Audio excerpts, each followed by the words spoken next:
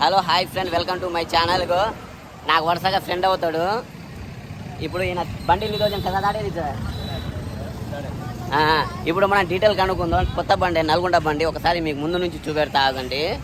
ఇక నల్గొండ బండి 05 తీసుకొని ఒకసారి చూపెడతా ఆగండి.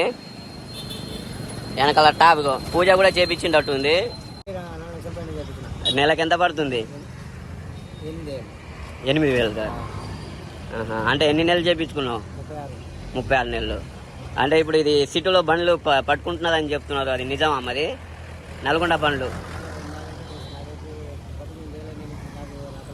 అంటే ఫస్ట్ సిటీ బండి తోలినా, ఇప్పుడు నల్గొండ బండి తీసుకున్నావు కదా అట్టాని.